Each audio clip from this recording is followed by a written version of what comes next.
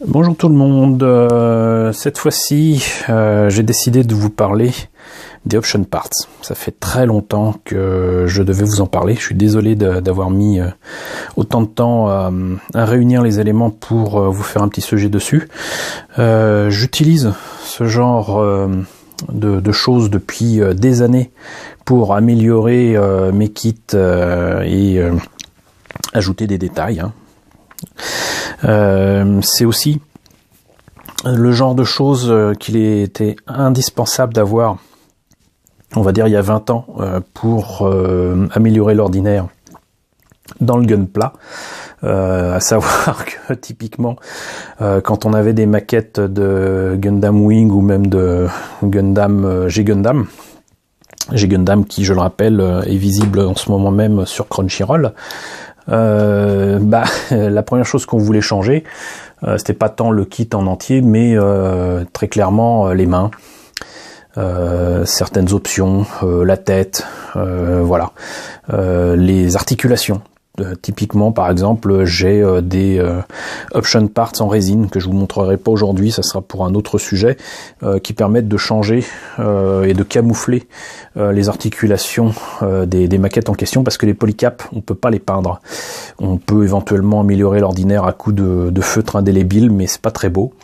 Et donc c'était toujours un truc qui passait pas chez les maquettistes, même japonais, et typiquement dans les bouquins, dans Hobby Japan, dans les Gundam Weapons, etc., on montrait comment utiliser une partie des polycaps, mais recouvrir tout ça de plastique, les refaire en résine, des choses comme ça, et ça améliorer sensiblement le modèle, à se demander pourquoi Bandai ne le faisait pas dès le départ, à savoir faire des articulations en plastique avec des morceaux en caoutchouc à l'intérieur pour améliorer, comment dirais-je, la façon dont ça s'articule. Mais bon, donc c'était typiquement le genre de choses qu'il fallait voir. Pour autant, maintenant, même si les kits sont, sans être parfaits, largement améliorés et très bien tels quels, il existe, surtout depuis Gundam Build Fighters, la possibilité chez Bandai, je reviendrai ensuite sur d'autres marques qui existaient bien avant, en tout cas pour des option parts, chez Bandai, donc il y a les Builder Parts, Gunpla Builder Parts, qui ont été proposés, et ça fait quelques années, alors d'après ce que je vois là, c'est depuis 2012, donc ça fait 5 ans. Pour moi, ça fait récent, mais voilà. Et là, par exemple, vous avez typiquement des formes différentes de tuyères, d'entrée d'air. On va revenir dans le détail après. Sinon, je vous parlais tout à l'heure des mains, même si maintenant il y a énormément de mains, non pas en caoutchouc mou comme c'était le cas, par exemple, dans Gundam Wing, pour les 144, mais on avait des tas de mains maintenant dans les HGUC, ouvertes, fermées, qui tiennent une arme, etc., qui sont faites pour les mobile suits qu'on a achetés. Mais là, par exemple, vous avez les mains 01, donc là c'était pour les tuyères 01, là c'est les mains hand 01, mais faites pour le 144. Je vous avais déjà présenté d'ailleurs des boîtes de... pas de kit de conversion, mais de pièces optionnelles pour les Gundam Build Fighters, où il y avait ce genre de choses, mais là c'est poussé encore plus loin, puisque là vraiment c'est fait pour les maquettistes et les amateurs de Gunpla très exigeants. Alors voyons, normalement vous devriez voir ça. Là vous avez clairement des détails dans les doigts, dans les articulations, qu'il n'y a pas dans les maquettes traditionnelles de Bandai. Vous voyez un petit peu la qualité des doigts, là, il y a carrément les... Là, vous voyez, ça c'est un de mes doigts à moi. Donc là, c'est les doigts au 144. Et là, on voit bien les articulations ici. Ça n'a strictement rien à voir avec ce qui est vendu, pourtant en plastique aussi, hein, dans la maquette standard. Avec en plus les petites articulations qui vont bien. Non, c'est des mains, ils sont superbes. Et dans ces sachets-là, à chaque fois, il y a 2 grappes identiques. Je vais revenir de toute façon après. On a un sujet relativement long qui nous attend là. parce qu'il n'y a pas que du Bandai. Et à un moment, l'année dernière, ou cette année, je ne sais plus, était proposé sur certains sites, pour l'achat de maquettes, il était proposé d'avoir des pièces optionnelles HG Customize Campaign, que ce soit sur HLJ, que ce soit sur Banzai Hobby, ou ces trucs-là, 2015 écrit. Moi je les avais vus il y a moins longtemps, certainement pas 2 ans.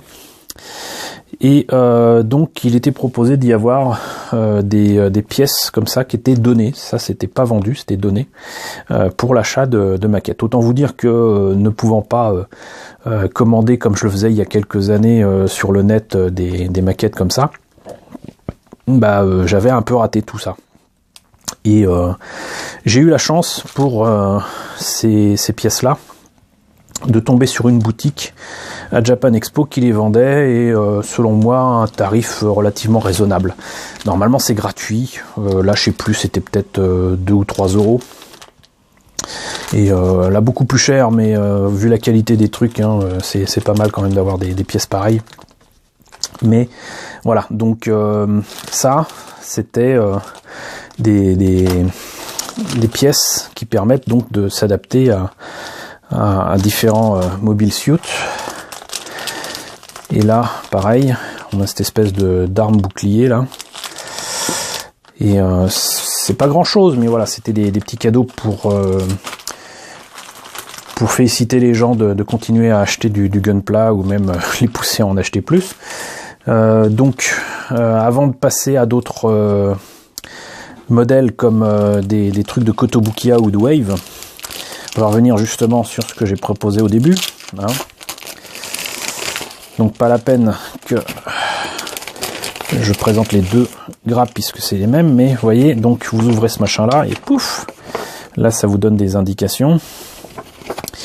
Donc en fait vous avez le pourtour du thruster et les petits, comment dirais-je, pas des persiennes, mais enfin les petites grilles qui peuvent se mettre à l'intérieur. Apparemment elles sont adaptées à chacune des pièces. Et il y en a différentes, c'est-à-dire que vous pouvez très bien, ça c'est cool ça, parce que c'était pas le cas dans les Kotobukiya et surtout sur les Wave. S'il y avait une grille, le truc c'est que si ces tours là nous intéressaient mais que la grille à l'intérieur ne convenait pas, c'était Walou, il fallait creuser dedans et c'était chiant. Là on peut ne pas mettre les grilles dedans et du coup se retrouver avec uniquement ces trucs là. Typiquement c'est parfait pour remplacer par exemple là les entrées d'air ici sur le torse du GP01. Et sinon là c'est des indications ou des conseils sur où les mettre. Alors là je trouve ça plutôt naze, ici c'est peut-être un petit peu plus logique. Et typiquement ça peut se mettre aussi, bon là il propose sur les épaules, bof, il montre pas sur le torse, que je trouve assez étrange, mais qu'importe, chacun fait à son envie. Et donc la grappe, donc la voilà, donc vous voyez vous avez de différentes tailles, avec de différentes formes, carrées, plutôt arrondies, et à chaque fois la grille qui va bien avec, hop, ici verticale, là horizontale ou le contraire. Là, ce serait plutôt horizontal et la verticale. Mais voilà, quoi, vous voyez, c'est différentes formes et c'est quand même très détaillé. Et ça c'est ce que j'appelle les détails qui tuent. Voilà, et ça, c'est le MS Thruster 01. Il me semble qu'il y en a plusieurs qui existent. Et si vous voulez en voir d'autres, d'ailleurs, mon ami Hobby Ninja avait déjà il y a très longtemps montré ce que ça donnait avec notamment des lentilles pour mettre sur des armes ou quoi, des thrusters aussi différents, des trucs vraiment sympas. Donc pour les mains, pareil, hein. Hop là. Donc plus c'est rigolo, ça se met comme ça, plata. Hop là, voilà, ça c'est mieux. Donc, on va faire comme ça. Je vous ai déjà montré à travers le plastique la qualité de réalisation de tout ça. Il y a les paumes de main qui vont bien. Oups, si je le fais tomber, ça le fait pas. C'est l'émotion, désolé.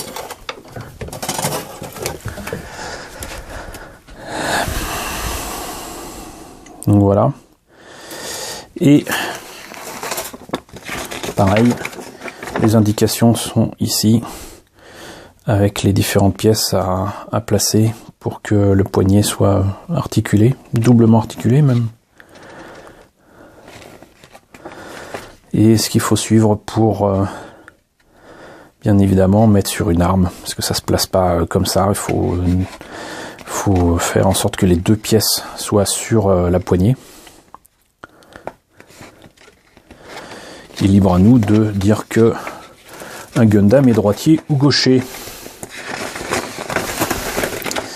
Donc voilà pour ces builder parts, il y a plein de références disponibles désormais. Je ne saurais trop vous conseiller de regarder ce que ça donne. Je crois pas que ce soit disponible en France, mais si c'est le cas un jour, jetez-vous dessus. Le tarif normal c'est 500 yens, donc ça nous fait à peu près dans les 4 €. Et donc sinon, bah là, on va voir ça vite fait, mais donc là il y a ce qu'il faut pour indiquer ce qu'on peut faire avec. Là il y a carrément pour mettre 3 lasers.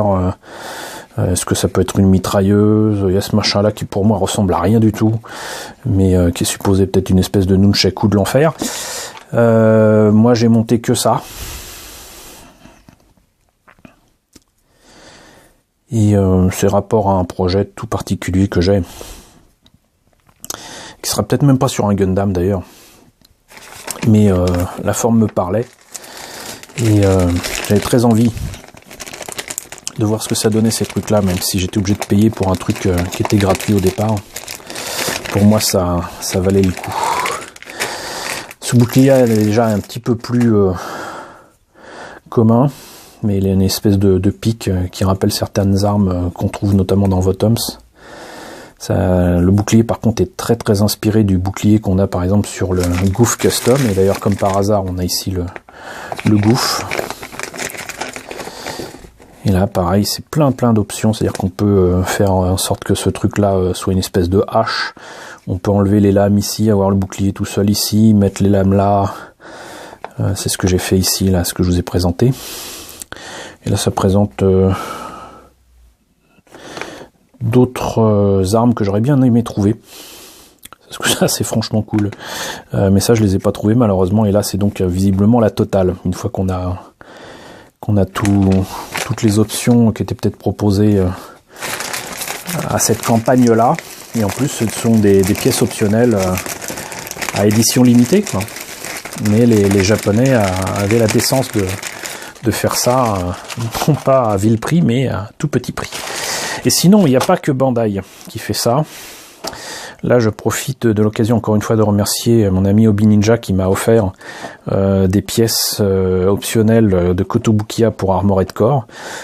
C'est des kits qu'il faudra que je vous présente aussi, un de ces quatre. Kotobukiya c'est très différent de Bandai, mais il y a des trucs sympas, et notamment le fait est que comme dans le jeu on peut choisir ses armes, on peut choisir les pièces de ces mechas, et là par exemple vous avez des pièces pour les hanches, il y a une arme, il y a une espèce de radar, de radome, donc un radome qu'on peut mettre à gauche ou à droite. Là c'est des pièces pour les hanches, là c'est une arme à monter, et vous voyez ça se présente aussi sous forme de grappe. Et le fait est que rien n'empêche d'utiliser ça pour d'autres projets, pas forcément des mechas, pas forcément Armored Core, ça peut être mis sur un Gundam, on s'en fiche. Et d'ailleurs beaucoup ne s'en étaient pas privé. En plus de ça, Kotobukiya, comme je vous l'ai déjà présenté, a fait aussi des pièces optionnelles de Zoïd. Je pense que l'idée leur venait peut-être aussi de là, mais on peut aussi adapter ça sur du Zoïd, hein, c'est tout à fait acceptable. Il n'y a pas que des pièces optionnelles pour les robots, cela dit, qui existent, puisque je vais présenter du Wave. J'ai remis la main sur ces trucs-là. Et ça c'était assez chouette, même si j'en ai pas utilisé souvent. J'en avais acheté en fait pour des figurines de petite taille que j'ai, notamment autour de Bubblegum Crisis. Mais là par exemple on a la Daybase du Wave Ocean System, qui coûtait donc 280 yens, je sais pas ce que ça coûte maintenant, mais c'est des petits socles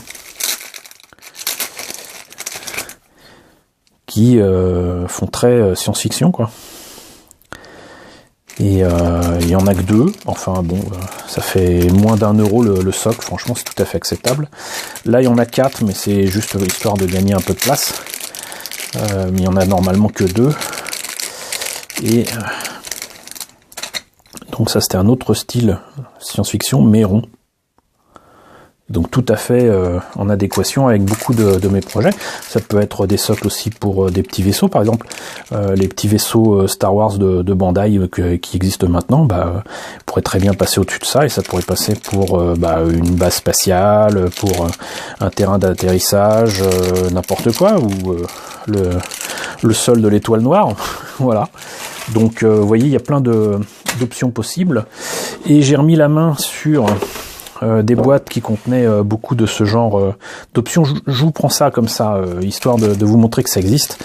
Mais là, par exemple, vous avez toujours chez Wave des antennes et des comment dirais-je, des pièces pour faire genre des radars ou quoi sur vos engins. Voilà, ça c'est aussi un peu cher quand même, 350 yens. Ça on verra après. Ça c'est particulier, c'est vieux. Avant ça, il fallait se contenter de trucs non pas en plastique mais en métal. Ici par exemple, toujours chez Kotobukiya, des mains, on va dire des mains génériques, pas forcément pour des Gundam, mais bon, on savait à quoi s'attendre, et ça faisait quand même 300 yens la paire de mains en métal, bien lourde en plus. Toujours pour rester dans les mains, là c'est carrément du B-Club. Alors B-Club à un moment c'était spécialisé dans les mains à changer pour aussi bien les Master Grade que les HG, parce que c'était nécessaire. Et là par exemple c'est des mains pour le Gun Cannon. Voilà, avec plein d'options, et c'est pas forcément en plastique, c'est parfois même en résine. Ici on a des mains, alors c'est pas forcément visible non plus. Est-ce que je peux les enlever? Oui. Montrer un petit peu ce que ça donne, parce que bon. Voilà, vous voyez. Ça c'est pas du tout ce qu'on a avec les mains en plastique, hein. Donc un autre niveau de qualité, par contre pas le même prix, parce que des fois ça coûte aussi cher d'acheter les pièces optionnelles que d'acheter le kit lui-même. Et donc 1300 yens quand même, hein, ici. Et ça c'était pour les mains du Rigdom, qui est quand même un gros bestiau. Là c'est carrément les mains pour le Rigdias, mais au moins que c'est en 44, et on notera que les mains sont aussi grandes que pour un Master Grade, hein. Le Rigdias c'est aussi un sacré bestiau. Ça c'est autre chose. Encore des mains, et là cette fois-ci c'était des mains colorées, et il est possible que ce soit des mains de Zaku, mais là je l'avais pas fait traduire, donc du coup je sais pas ce que c'est. E2, je sais pas ce qui est écrit. C'est complètement naze de ma part, mais bon, certains japonisants qui regardent la chaîne pourront peut-être me le dire, hein, coucou. Voilà, mais donc du coup là il y avait carrément des pièces qui étaient effectivement en couleur, c'est-à-dire que B-Club s'était mis à la page et s'arrangeait pour avoir des trucs qu'il n'y avait pas nécessité de peindre, et qui permettaient aux gens qui aimaient le no paint d'avoir des pièces optionnelles qui étaient adaptées à leur envie.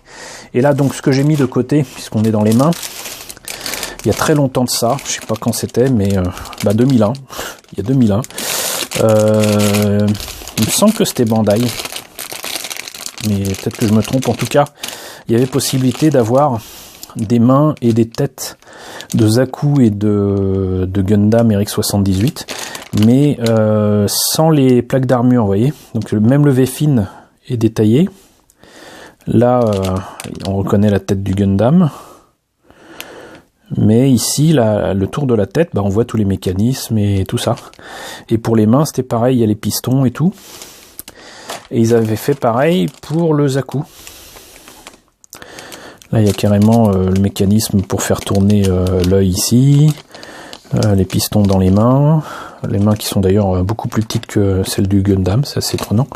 Mais c'était pas limité à ça, ils avaient fait aussi les armes. Donc là il y a carrément l'intérieur des munitions du machine gun, de la mitrailleuse du Zaku.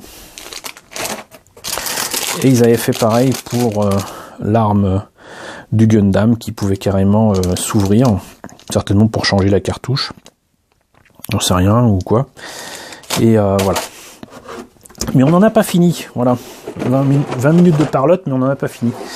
Dans ma belle boîte de GP01, en fait, j'ai retrouvé beaucoup d'autres mains. Donc on a déjà parlé, donc c'est pas la peine. Là c'était pour le Sword Strike. Là, si quelqu'un peut me le traduire, ça serait bien aussi. Voilà. Ah bah c'est écrit là, Gelgoog Marine. J'ai peut-être écrit de l'autre côté. Bon, ça prouve que j'ai pas encore totalement récupéré mes capacités. Et donc voilà, vous voyez énormément de choses, encore une fois, des mains là pour le Gundam Aegis. Mais là, ça c'était comment dirais-je, ma petite bataille personnelle il y a 15-20 ans, c'était de trouver des bons sang de bonsoir de tuyères, de réacteurs qui me convenaient pour mes projets. Et là, Kotobukiya, il y avait quantité d'options possibles. 525 yens pour ces grosses grappes. Vous voyez, plein d'options. Ici, ça ressemble plutôt à des pots de fleurs, mais c'est pas grave. Là aussi. Là, toujours du Kotobukiya. C'est des articulations qui m'auraient permis de changer celles qu'il y avait, dont je parlais tout à l'heure, des articulations des membres, notamment des mobile suits de Gundam Wing, qui étaient en polycap. Et en plus, ça permettait d'avoir non pas un point d'articulation, mais deux. Donc ça, c'était pour pas mal de changements sur pas mal de vieilles maquettes. Beaucoup de détails qu'on peut rajouter, mais on y reviendra. On va rester sur les tuyères. Là, c'est du Wave. Vous voyez la différence. Même pas de qualité, mais bon, c'est un peu plus mastoc hein, quand même. Mais il y a plein de détails qui sont intéressants là. Encore des mains. On va rester sur du... Ouais, bon. Là, vous voyez, c'est ce que je vous présentais tout à l'heure. C'était beaucoup moins cher. 210 yens, mais ce que vous avez ici, bah, c'était ça ou rien, quoi. Voilà. Et vous en aviez comme ça... Comme ça. Voyons. Là, c'est d'autres petits détails. Tant pis, on va passer là-dessus. Des petits détails comme des boulons, quoi, qu'on veut rajouter ici et là. Alors ça, c'était très prisé. Là, c'est des grosses tuyères que j'adore. Ça fait vraiment très gros réacteur de fusée, quoi. Et... pour le reste, ça va être des articulations, mais oui. Là, par exemple, très clairement, c'est des éléments pour remplacer les tuyaux de Zaku ou de trucs de Zéon, hein, très clairement. Hein. Faut pas se leurrer. Il y avait aussi, toujours chez Wave, des options qui, à l'époque, étaient intéressantes pour rendre les sabres transparents de différentes couleurs. Il y en avait du vert, il y en avait du rose, il y avait de toutes les couleurs. Pourquoi? Parce que tout simplement, parfois, les maquettes de Bandai pour les sabres lumineux de Gundam n'étaient pas en transparent, ils étaient en opaque. Voilà, fallait les peindre. Est-ce que j'en ai fini avec les détails? Non, je l'ai vu tout à l'heure, donc ça c'était les petits boulons. Et je pensais qu'il y avait plus que ça, mais visiblement c'est pas le cas. Et sinon, donc beaucoup d'éléments qui permettent de faire des articulations que je vous ai présenté parfois dans des garage kits.